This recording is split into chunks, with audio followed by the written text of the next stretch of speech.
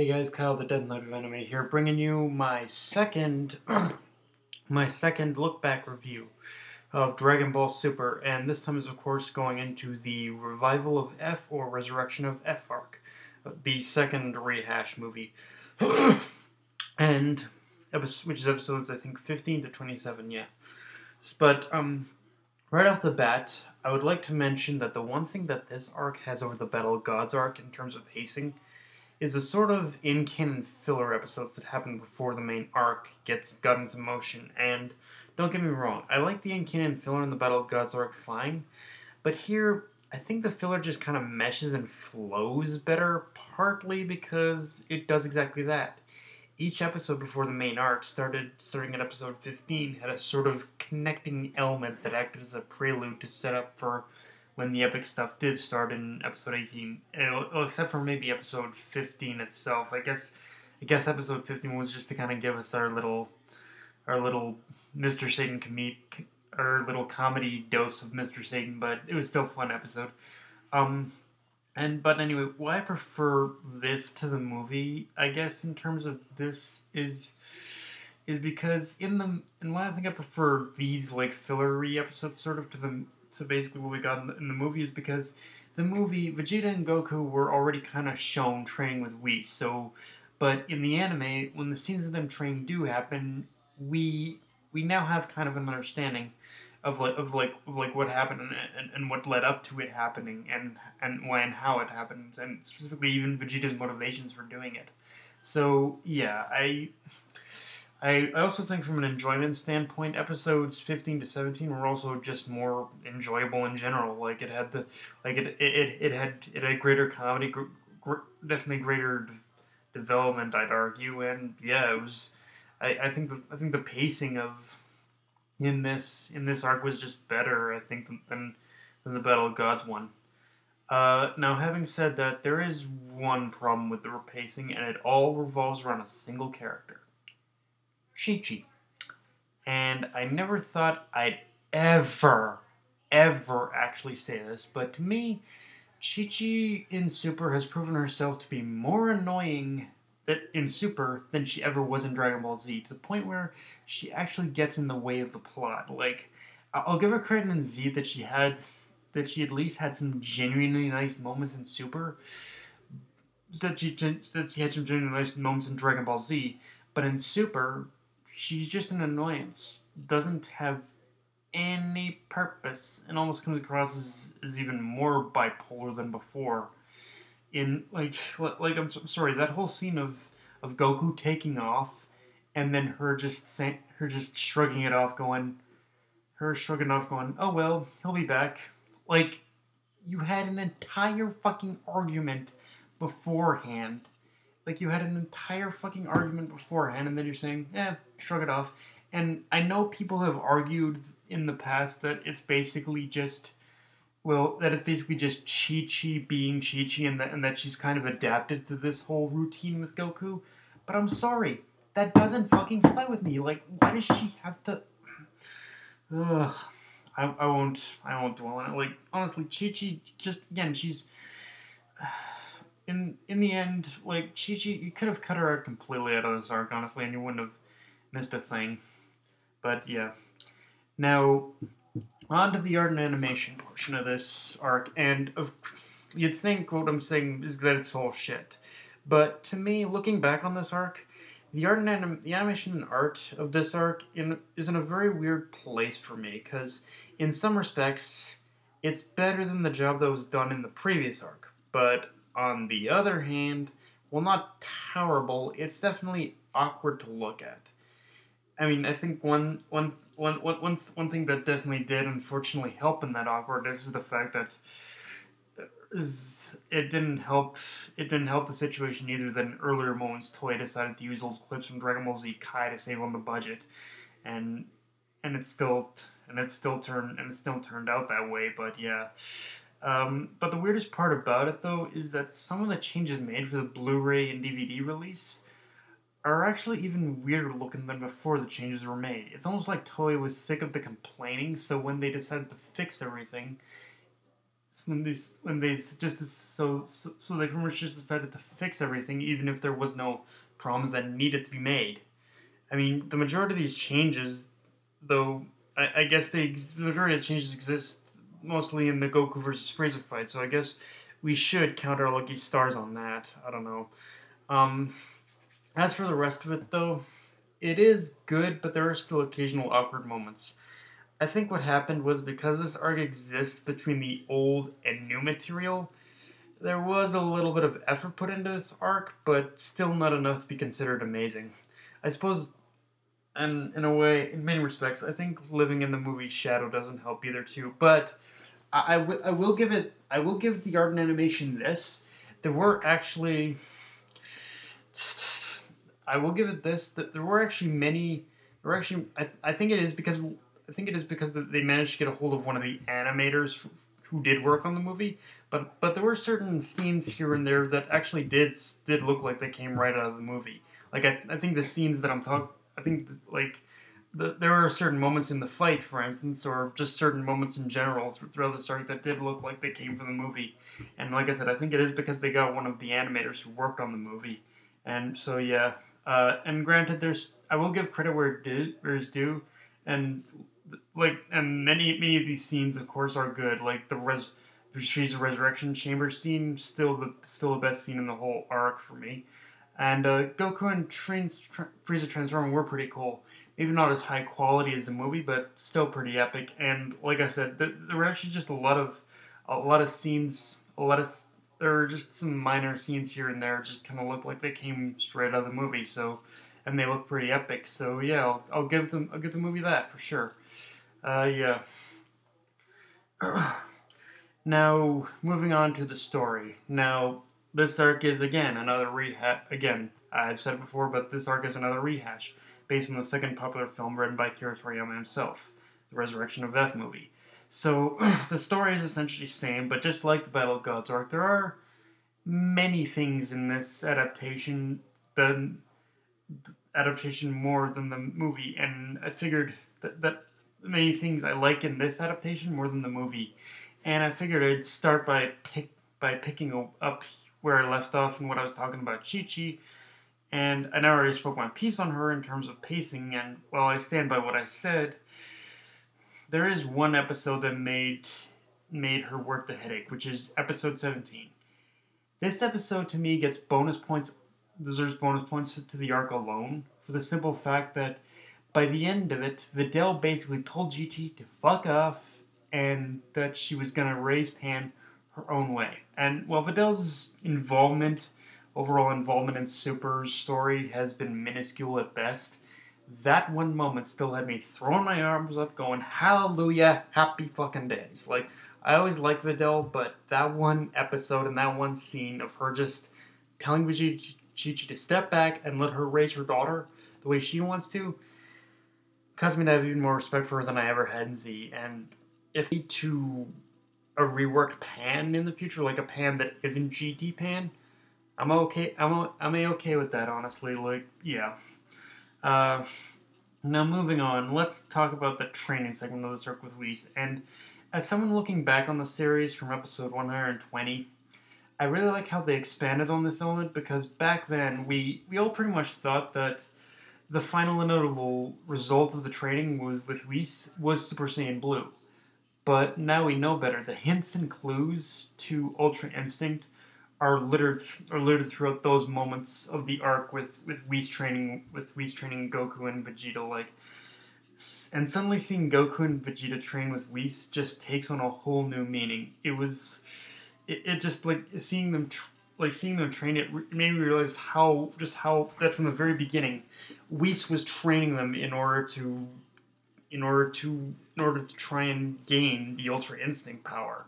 It just took them a little longer to actually grasp onto that idea.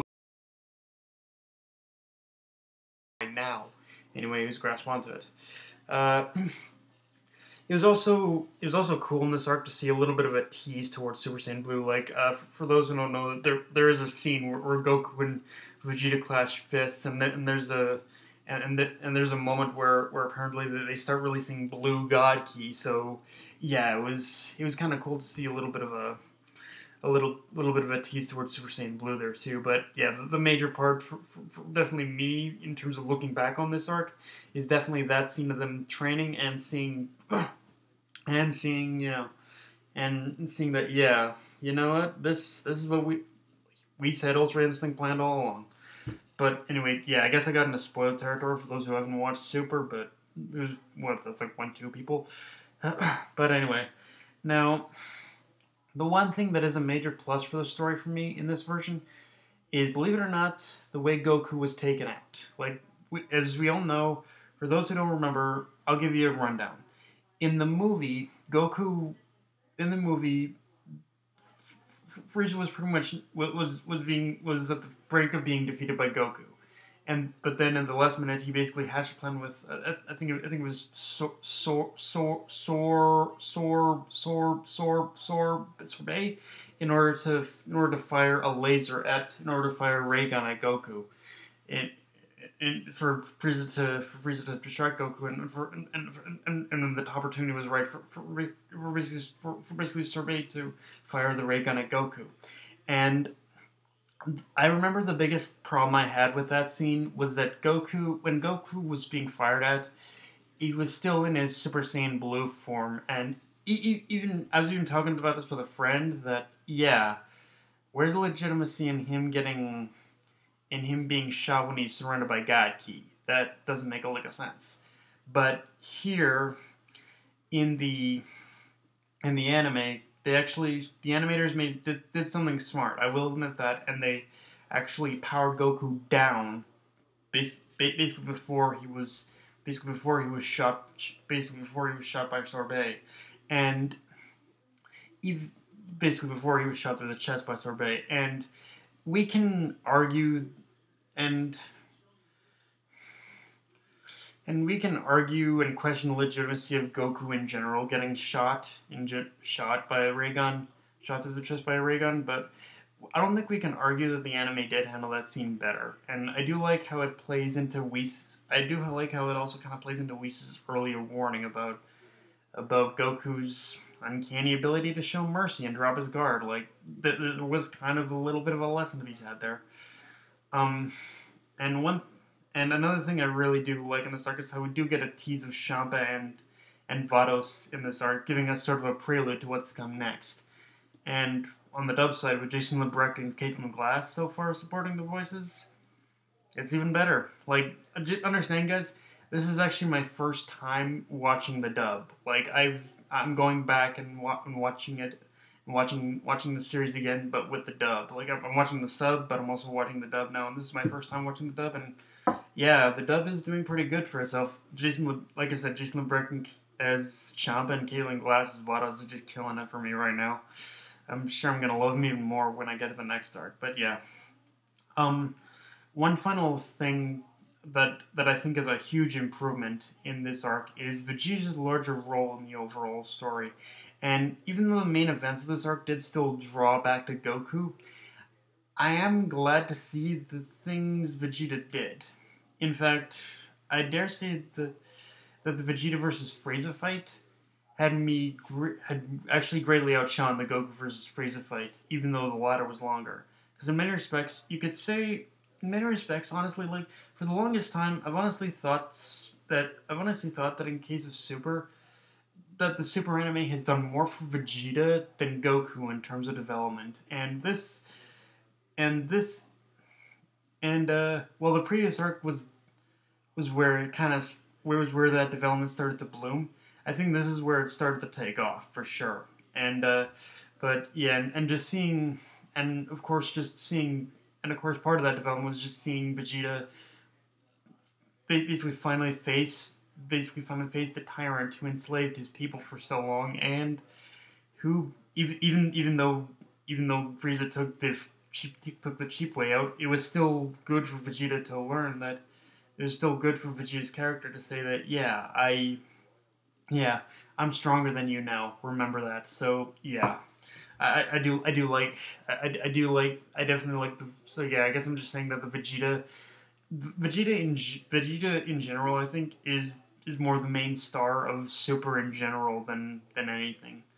Um, now, aside from the now onto the problems I have with this arc, and aside from the awkwardness of the art and animation, I did have a couple other problems with this arc. The first is how easily Gohan was defeated, and in retrospect, I'm not mad it happened because well, it did suck to see him get bodied so easily. I do understand that they were trying to say that okay, he's weak now, but he will get stronger later, which he has, relatively speaking, anyway.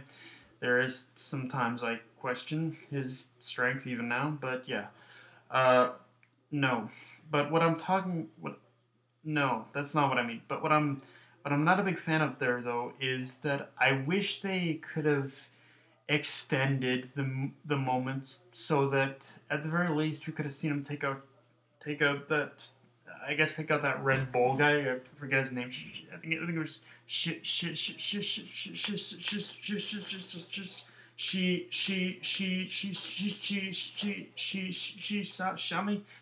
I think is his name. Yeah, Shami.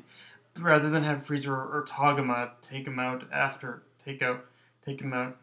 than having Frieza rather than have Togama take him out. And I would just would have preferred that he beat Chisame and then have Frieza or Togama take him out after. But I know it doesn't. I mean, I know it doesn't sound great when I talk about it, but it would have been better than just him getting taken out. Period. Like at least then he would have had his moment. Um, Also, the art on animation on Gohan powering up to to give kind of a signal to his dad, to give a signal to Goku, definitely was not the best looking. Even I have to admit that. But yeah. Now now the one final problem I have is definitely a problem others have brought up, which is the action choreography. And I know this kind of already falls into the but animation animation category, but it is still worth noting. Because while not all the time, there are moments where the action does fall a little flat. I will admit, much like the Battle of Gods arc, the action isn't as bad as I remember, but there are still moments throughout the fight in the arc that look like they cut corners and took shortcuts to save on the animation budget. I mean, I think the best save on the animation budget, I guess, so to speak. Uh, Save on the animation budget. It isn't, now granted, it isn't all the time.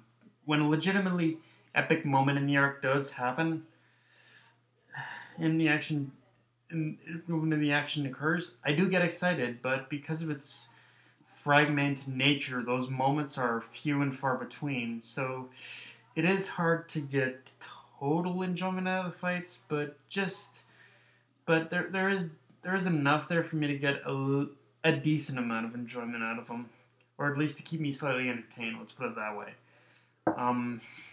So yeah.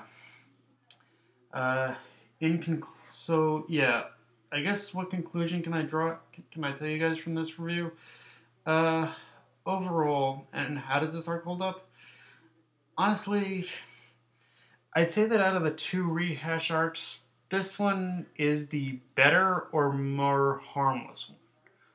Better, or at least, or at least, or at least, or least harmless one, I guess you could say.